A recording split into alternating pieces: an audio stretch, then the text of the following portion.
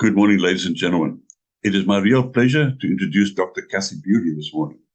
I think we are all aware of the importance of dementia and the impact it could have on our own lives, on family members, and for those that have to be cared for who are afflicted with this. We are therefore very grateful that Dr. Buley has agreed to talk to us on this important subject. Dr. Buley studied medicine at the University of Cape Town, and she spent almost 50 years of her life working at the Red Cross Children's Hospital in the departments of cardiology, neurology, and HIV medicine.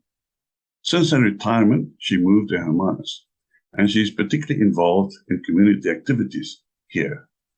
Dr. Buley, thank you for being prepared to talk to us, for your preparation, and we're really looking forward to this presentation. I just want to thank the U3A and also Quest for encouraging me to get this presentation together. At medical school, we had a saying that you should watch one, do one, teach one. And the teaching of something is sort of like the proof of the pudding is in the teaching. So I'm very glad that I have been encouraged to do this presentation. So I was also very pleased to find the slide with the brain and the tree of life, because the tree of life is, for me, a very special symbol. Trees take carbon dioxide from the air, they put oxygen back, they weather all kinds of storms, and they're so interconnected. And it's as if they're the repository for the sort of chi, energy, prana, or whatever, life force. Well, likewise, our brains, they're just 1.5 kilo sort of massive jelly, but the chemical reactions from the brain determine our thoughts, our moods, our emotions, our behavior, our intelligence, everything. So the brain really is a miraculous organ.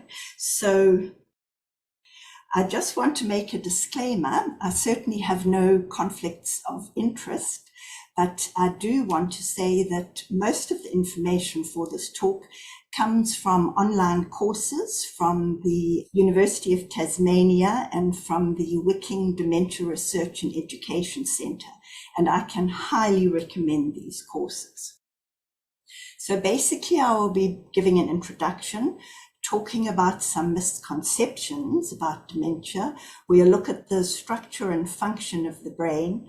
We'll define dementia, and then look at common forms of dementia and their prevalence, look at pathological differences, touch on the diagnosis and treatment, talk quite a bit about prevention, and then look at the holistic management and long-term planning.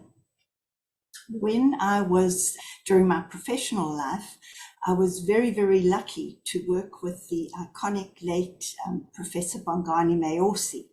And I worked with him on a program called the ASAP program to stop rheumatic fever in our lifetime.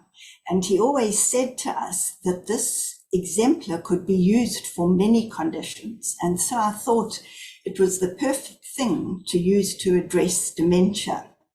So the first A would be awareness. We need to eradicate stigma which is associated with dementia, and we need to empower families to improve the quality life of the patients and of themselves. The surveillance is to look at all the facilities in the Overstrand. We need to gather data, what exists to help families and patients. And then the advocacy, let's make commonness a dementia-friendly town. And the P for prevention, it's never too late to make a difference. So there certainly are some misconceptions, and I hope by the end of this presentation that you will be able to differentiate the fact and the fiction. Now, Alzheimer's disease and dementia are often used interchangeably, but they are actually different things. There are many causes of dementia, and Alzheimer's disease is the commonest. Dementia has global effects. It's not just memory loss. It can involve higher cognitive abilities, the loss of those, changes in personality and behavior, and ultimately it has physical effects. Very important to know is that cognitive health begins at conception. If we look at fetal alcohol syndrome, those little babies are born with small brains, and so cognitive health begins at conception. Aging is associated with dementia, but not all people have it. And dementia gets worse over time. It's a progressive condition. There is no cure, and the best strategy is to try to slow progression. So like Julie Andrews, let's start at the very beginning and let's look at the macroscopic structure of the brain. This is probably going to seem simplistic for some people, but it's better to try and get everybody to understand the concepts. So the brain basically consists of three parts: the cerebrum, the cerebellum, and then the brainstem. And all of these have different functions. The cerebrum consists of the two cerebral hemispheres with an outer cortex, and then which is grey matter, and then below the cortex you have the white matter, and then deep in within the cortex you have things called the basal ganglia, subcortical structures. And then we have the cerebellum, and the brainstem connects the cerebrum to the spinal cord, and it is involved mainly with involuntary functions such as breathing and initiation of sleep. So if we look at the structure of the brain and the function, it's a very complicated organ, and what I've tried to show here with the colors, you can see there the deep orange, and the deep orange for the frontal lobe. And the frontal lobe is involved with higher order thinking, decisions, problem solving, emotional regulation, personality, voluntary movements. I won't go right through this list, but that you'll see each of the colors has a specific function. So it depends where the dementia starts, that's what part of the brain is affected, and that's the kind of symptoms that you will have. This here, the hippocampus, which you don't see on this diagram, but I'll show you later, is a very important structure to form new memories. And it also detects threats and emotions, but it's part of the primitive brain. And this is the part of the brain that is affected first in Alzheimer's disease. And that's why the new short-term memory is one of the earliest symptoms. Then this little structure called the amygdala, which you also can't see here because it's deep in the brain, shaped like an almond. It's also part of the primitive brain, and it's a kind of an alarm bell that responds to negative stimulation or fear. So say you're walking in the mountain and you see something that looks like a snake and you jump, you start, that's your amygdala saying, just careful. But then your cerebral cortex comes in and says, no, don't be so silly, that's not a snake, that's just a stick. So that's, you have the cerebral cortex, and then you have the more primitive brain deeper in within the brain. So this little structure called the hippocampus is very important when it comes to Alzheimer's disease. The word hippocampus comes from hippus, which is a horse, and campus is sea creature. And so this structure, I think you have to use a bit of your imagination, but it's meant to look like a seahorse. And this hippocampus is responsible for recent memory. Very important, because memory is a complex thing. It involves visual memory, auditory memory, olfactory memory, sensory memory, all these things. So the short-term memory is stored here. And if you were to do functional MRIs or PET scans with somebody with Alzheimer's disease, there would be changes in the weight and the size of the hippocampus. But then the Alzheimer's disease, the condition spreads and to many of the other lobes. So ultimately different symptoms appear. So we've looked at the macroscopic structure of the brain. Now we'll look at the microscopic structure. The brain consists of absolutely billions of neurons or nerve cells, and these consist of dendrites, so that sort of looks like the tree with all the connections. Then you have the cell body here, and then the nucleus where the DNA is stored. And then you have this axon with its myelinated sheath. And then it ends here with the axon with the terminals. So you'll have a message, an electrical action potential that enters the cell body, and then it gets conducted down this axon. And when it gets to the axon terminals, the electrical energy will get converted into chemical energy, and the message then crosses the synapse. So here we have the synapse. We have these little vesicles here, and the message is turned from electrical energy into ionic chemical energy. And they're all chemical messengers here called neurotransmitters, which then carry that energy in the form of a chemical energy now to these receptors, and the receptors either accept the message or they block it. When I was at medical school many years ago, we were only taught about 2 neurotransmitters, but now there are lots and lots of neurotransmitters. So now we come to the definition of dementia. Dementia is a broad term describing a range of conditions associated with the ongoing and irreversible death of brain cells or neurons. It's terminal because it is ongoing, and it involves the loss of mental function, but ultimately also physical function. So that is things like breathing and eating and coughing and swallowing. So this can mean that the patient can go on to develop pneumonias or choking or things like that. So ultimately it becomes a physical condition. Now there are many causes that for cells, brain cells to die. You can have genetic causes, chromosomal causes. In trisomy 21 or Down syndrome, many of these people go on to develop dementia. And then there are chromosomal conditions. I'm sure a lot of you are familiar with Huntington's disease. That's a chromosomal abnormality. And it is a very awful condition. Then you can have dementia caused by infection. HIV dementia is a very common condition. Syphilis, general paresis of the insane. Then we come to vascular causes, high blood pressure, strokes, transient ischemic attacks. They can all cause dementia. Very important, traumatic causes. Even long-time post-traumatic injuries can go on to dementia. So lots of boxers go on to develop dementia, and people who have sustained brain injuries or concussions during rugby. There's been quite a bit of this in the news recently. Then there are the neurodegenerative causes such as Alzheimer's disease, and here the neurons are lost over time. Now, these are all complex processes, and with Alzheimer's disease, they're still looking for a cause.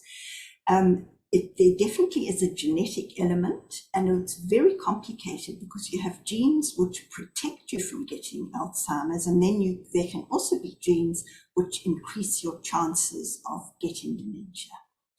So dementia is not a normal part of aging, but the risk increases with aging-related diseases. And because different causes affect different areas of the brain, you get different clinical pictures. So what is the prevalence or commonness of all forms of dementia? Well, only 1% of people aged 65 will have dementia. It increases as you get older, but when we look at people greater than 90 years, 40% of those people will have dementia, but 60% don't. And over 100 years, 50% will have dementia, but 50% won't. So the risk of dementia increases with age because you have an increased chance of having conditions which affect the brain. People are living longer, and therefore the number of people with dementia is ever increasing. So what is the prevalence or commonness of the different causes of dementia? Well, Alzheimer's disease accounts for about 62% of cases. Vascular dementia, 17%. And unfortunately, some people get a mixture of Alzheimer's and vascular, and that accounts for about 10% of cases. And then the remaining 11% are due to all the other causes. And I will look at a few causes such as frontotemporal dementia, dementia with Lewy bodies, or posterior cortical atrophy, which are also age-related conditions. Because Alzheimer's disease is the commonest cause of dementia, people mistakenly think the term Alzheimer's is synonymous with dementia. And again, I stress, different causes manifest with different symptoms due to the area of the brain affected. Therefore, the correct diagnosis is important for correct management. So if we look at some of these syndromes, here we have Alzheimer's disease, which was described by Alois Alzheimer in the early 20th century. This Alzheimer's involves the temporal lobe and specifically the hippocampus that I spoke about earlier, and then it extends to include other lobes. So you have memory, thinking, and planning affected. Then when you look at vascular dementia, which is also called multi-infarct dementia, or that's lots of little strokes, it results from impaired blood flow to the brain. So strokes, hypertension, cholesterol deposits, smoking, air pollution can all impair the blood flow to the brain. And of course here, it depends which blood vessels are affected. And so it can be different areas and it can be very different clinical pictures.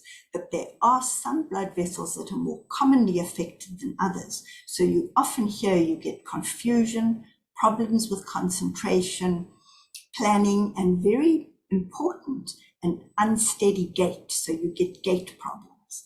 And that different areas are involved in the different patients. And then often people with vascular dementia, it can be mixed with Alzheimer's disease. Then we get something called frontotemporal dementia or PICS disease. This is interesting because of being the frontal lobe and the temporal lobe. It starts off with extreme changes in behavior and personality and with language problems. There's a strong genetic link here and an early onset. So people who get dementia before 65, one should look at to see if there's any signs or symptoms of PICS disease. Then Lewy body disease. This results because of the deposit of a protein called alpha-synuclein in the neurons.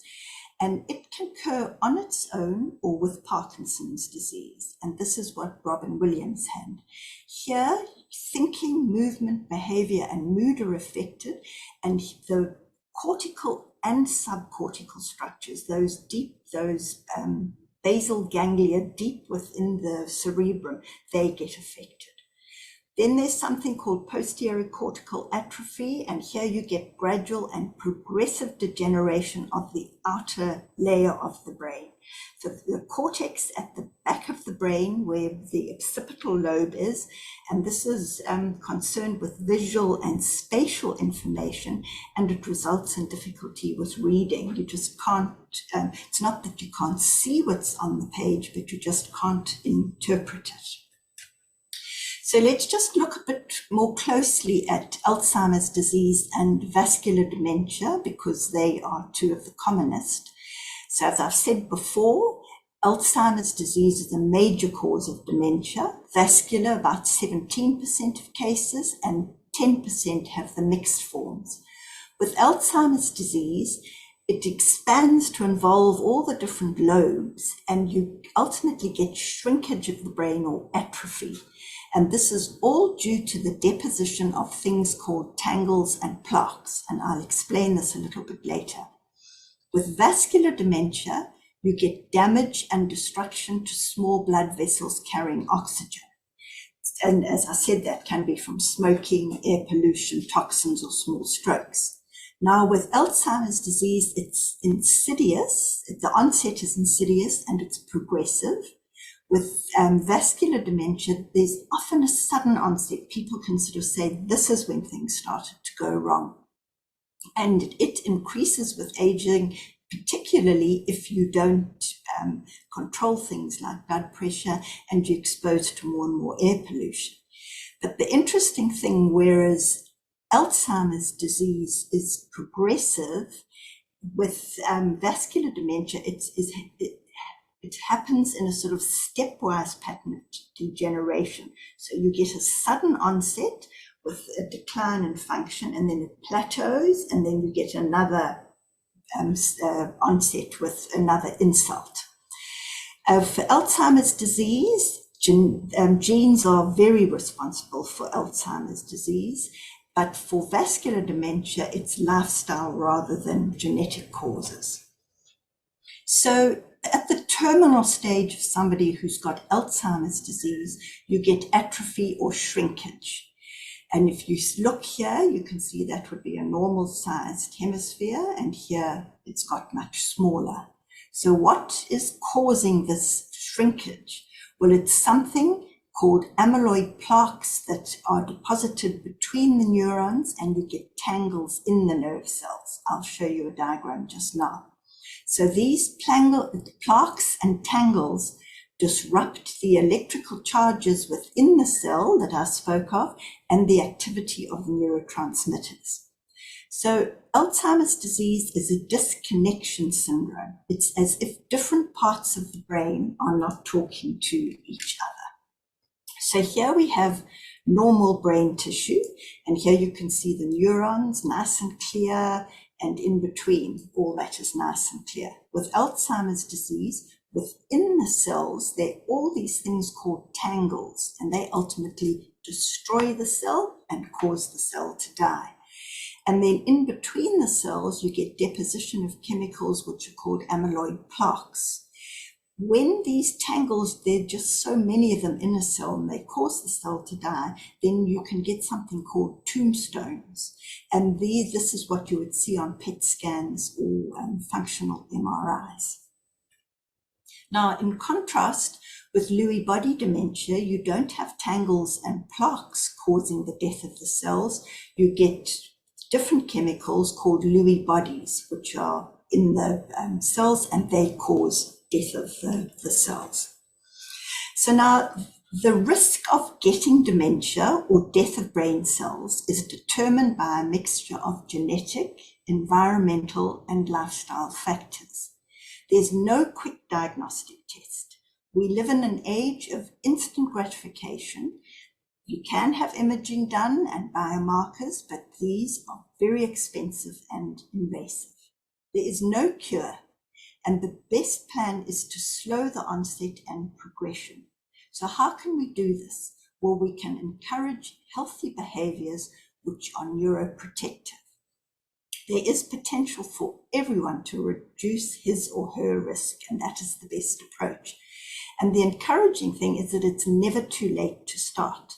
As I said before, cognitive health starts at conception, and it is an individual's responsibility to build self-efficacy and to change our behaviors. There is no single silver bullet to prevent dementia. We need to actively manage our brain health with evidence-based interventions. So when we look at all the causes of dementia, that as a whole, they're genetic causes, environmental, and lifestyle factors. So now there's some non-modifiable risk factors. Aging. We can't stop ourselves getting old. It's rare at 100 to have no brain changes, but remember the slide where I said only 50% of people over 100 actually have dementia. So we can't stop ourselves getting older, but we can age more successfully. And then genes, there's not much we can do about our genes. And the genetics of dementia is very complex. So aging and our genetic makeup are the non-modifiable risk factors. But now here we have a whole host of modifiable risk factors. Education. Remember I said cognitive health begins at conception. Controlling our blood pressure, smoking, air pollution, diet, diabetes, social contact, excessive alcohol, exercise, hearing, mental well-being, traumatic brain injury. These are all factors that we can possibly do something about. So I'm very often asked, what is excessive alcohol? What is a unit? Well, the reports vary a lot, and all I can say, the best answer to that, and I take this from Phil Harrier Jones, is to find a doctor who drinks more than you. And when it comes to exercise, how much exercise do you need? Well, that again, find a doctor if you don't want to exercise too much, who exercises less than you, or if you want to exercise a lot, then find a doctor who exercises a lot as well. So those, they make a difference, but we don't know just how much. Now this is a very useful slide, and it comes from the Wicking Dementia research, and I think they based this on an article from the Lancet. Now it's very interesting because here it shows that the different stages of our life where we can make a difference. So up here, the more education we have, then you can alter your chances of getting dementia by 7%. So really with our grandchildren, we must be opening up pathways, teaching them all sorts of things, not just maths and science, but knitting and cooking and running and outside activities, all these things, and that's with children. Then when we come to midlife, well, that's from adulthood up to 65. Here we must look after our hearing. We must wear crash helmets. Children must sit in car seats. We must do things to stop ourselves from falling. Traumatic brain injury, 3% chance of changing our chances of getting dementia. Hypertension, then there's the alcohol with the 21 units, and obesity. Then in later life, we can stop smoking. It's never too late to stop smoking. Depression, all these moods and psychiatric conditions, we really do need to protect our brain. So there are all sorts of things we can do. Social isolation, physical inactivity, air pollution, diabetes, these are all the potentially modifiable risks in later life. So now there's no one size fits all. And this is where the importance of cognitive reserve comes in. Some people have few brain changes and lots of symptoms. Others have diffuse changes and few symptoms or a later onset. So this is all about this building up your cognitive reserve. If you're going to lose brain cells, they're going to die. It's important that you've got other brain cells there in the back wings so that they can take over the function. And for example, Robin Williams committed suicide when he was 63. And at autopsy, the pathologist is said to have noted that his brain was just full of Lewy bodies, but he had built up his cognitive reserve so he was able to function. Now, the old theory was that we had a set number of neurons, and once you lost them, that was that. Now, the newer thinking is this whole concept of neuroplasticity. And this neuroplasticity is the ability to modify connections between neurons. So we've got lots of neurons. If you don't use them, then they just go into sort of like a sleeping mode. But you need to wake them all up. And this cognitive reserve can be protective. It's the way you use your brain and the way your brain functions. So use it or lose it. Brain reserve is the actual physical structure of your brain. So as I said, someone with fetal alcohol syndrome is born with a small brain. So it's less chance for them to build up a big cognitive reserve. And the aim of prevention of dementia is to increase the cognitive reserve. So this is a very nice slide, 10 ways to love your brain. This comes from the Alzheimer Association. Break a sweat, exercise. Now, exercise has a direct and indirect effect, because the indirect effect, exercise improves your blood pressure, and if you have a better blood pressure, you have less chance of vascular dementia. But it also has a direct effect because exercise causes the release of something called brain-derived neurotrophic factor. And this is important for healing and improving the neuroplasticity of neurons. Hit the books, read, do online courses, learn a language, go birding, botanize, U3A. All these things build up cognitive reserve. Butt out, stop smoking. It's never too late to stop smoking. Follow your heart. What's good for the heart is good for the brain. Make changes to avoid obesity, high blood pressure, and diabetes. Heads up, seat belts, helmets, prevent falls. So important as you get older to work on your balance, because falling can lead to little head injuries, concussion, and that is all predisposes to dementia. Fuel upright. Now, there's a lot of controversy, but there is no doubt that sugar is poison, because diabetes type 1 and 2 is associated with dementia, and also very high refined foods and ultra processed foods. So the diets that are recommended are the Mediterranean and the DASH diet and the MIND diet, but I'm not going to go into detail here. You can Google all of those. But the diet seems to work in conjunction with other things. Catch some zizzers, attend to insomnia and sleep apnea.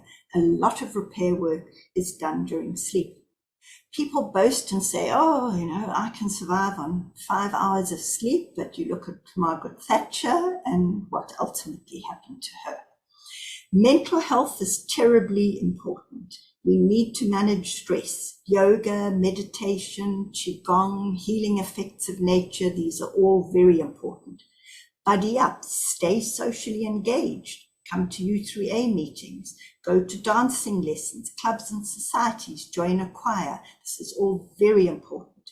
Stump yourself, challenge and activate your mind bridge. Do a presentation for U3A. Do Wordle, woodwork, try new recipes, knitting, dancing, singing. All these things can increase your cognitive reserve. So people often sort of think, am I getting dementia? Because they have sort of certain symptoms. So if we look here, memory problems, particularly recent memory, that disrupts your daily life. So it interferes with your activities of daily living. You forget appointments. We may forget an appointment, but then we remember that we forgot the appointment. Concentration and planning problems. If you want to follow a new recipe, somebody with dementia can't. They can't write the shopping list, do the shopping, plan, get all the ingredients, read the recipe. They lose the place in the recipe. We may be following a recipe and the doorbell goes and we come back and everything's boiled over. We can be easily distracted. But if we're not easily distracted, we can still do things like following a recipe. People with dementia have difficulty completing familiar tasks. They can no longer drive, organize a grocery list. They just can't do any planning. We may need help with microwave settings. Everything is digital now, the TV and the phones, but we can learn and we can remember. People with dementia have confusion with time and place. They forget where they are. We may forget the day of the week, but we are eventually able to work it out. People with dementia have trouble understanding visual images and spatial relations, and this can make reading difficult. So again, you see, memory is made up of visual memory, auditory memory. So if the part of their brain with the spatial relations and the visual images in the occipital lobe, if there's a problem there, they can't read because all these things on the page just mean nothing to them. So now we may think, I can't see this page properly, I can't see the letters, but we know it's the letters we can't see. So then we can go and check and see that we haven't got cataracts or whatever. People with dementia have new problems with words in speaking and writing, so they have difficulty following a conversation. Here again, it may be because of auditory memory loss. The words mean nothing to them. They watch a TV program, they can't follow the conversation. With us, it may take time. Word finding takes longer, but we percolate, we wait a little time, the word comes to us. People with dementia misplace things, they cannot retrace their steps, and they become paranoid. They accuse people of stealing. We can retrace our steps, and we know if there should be a place for everything, and everything has a place. Decreased or poor judgment, they have less attention to grooming and hygiene. Now, I would think this is a very good warning sign, because due to our consumer society, people are a little bit forscrook with hygiene and grooming and clothes. And most elderly people are concerned about their appearance. So if this starts to go, I think that's a very good early warning sign. Withdrawal from social activities. If you go into a nursing home, people just slump. They have a slumped posture in the wheelchair. They're in front of the TV. They're just completely withdrawn. Now, this, I think, can be because they can't understand the TV. They can't understand the people near them. They don't know where they are. It just is a huge tragedy. Sometimes we don't feel like family or friends, but we still can understand conversations. We can follow on TV. People with dementia have changes in mood and their personality. They become confused, suspicious, fearful, anxious, sad. We can very easily become inflexible and cantankerous, but we can do something about it. So the management of dementia is another lecture completely. But the first port of call, if you think perhaps a loved one has got a few signs or symptoms, the first port of call is the GP to diagnose and exclude all treatable conditions such as high blood pressure, diabetes, cataracts, hearing loss, and sleep apnea. All these things must be addressed. Then one must go on to have a comprehensive geriatric assessment. There aren't enough geriatricians to do this, but because this involves a multidisciplinary process to detect medical, psychosocial, and functional problems. Kindness, compassion, and explanation are paramount for the patient and the carers. And ensure that the patient has agency for as long as possible. Work on their strengths. Don't just set them up for disaster. We all need to decide how we want to handle the end of our lives, and an advanced healthcare plan is recommended. This is different to a living will, and we all need to think seriously about making an advanced healthcare plan. So when we come now to our ASAP program and the surveillance, we need to brainstorm all the amenities that exist here in the Overstrand. Get a register of health practitioners with an interest in diagnosis and management, psychologists and OTs who do psychometric testing. We need to train carers. And Angela Heslop and I are looking at finding training courses with accreditation by the South African Nursing Council. Dementia South Africa, we need to find where the nearest branch is and what is offered. What are the facilities for patients needing institutionalized care? I believe there are support groups in Hermanus, like Badisa at the NG Kerk. The Lombardi Centre in Mount Pleasant is just a wonderful institution for the elderly. There's a fragrance garden in Fernkloof. It would be wonderful to get a community woodwork centre and a hall where we could have functions for people. We also need to be informed about dementia and the law. So this is the next phase of the program, is to brainstorm all these activities and have a good surveillance of what is available. So my take-home messages for the left brainers, the people who like lists, are dementia refers to the ongoing loss of brain cells, and it has many causes. Alzheimer's disease is the commonest form of dementia, the commonest form of people losing brain cells. Cognitive function and potential starts at conception, so you must work on this cognitive function. Neuroplasticity ensures that we are constantly opening up new pathways to form cognitive reserve, so we must all work hard on this and love our brains, and we must build up our cognitive reserve.